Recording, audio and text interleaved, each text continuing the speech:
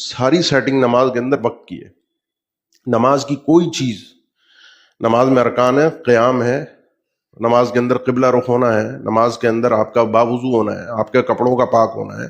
نماز کی کوئی ارکان اور شرائط کی ایک فہرست ہے، یہ پوری ہوں گی آپ کی نماز صحیح ہے.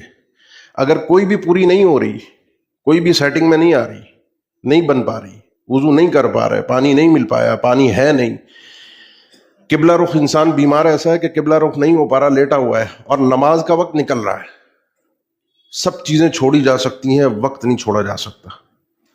وقت نہیں نکلے گا، سب چیزیں آپ چھوڑ دیں گے، اٹھ کر، بیٹھ کر، لیٹ کر، جیسے میسر ہو، جس طریقے سے ہو، وضو بے وضو، پاکی ناپاکی کپڑوں کی جیسے ہو. ایک آدمی کہیں قید میں بند ہے، جیل میں بند ہے، اس کو میسر نہیں ہے کہ وہ ہل بھی سکے.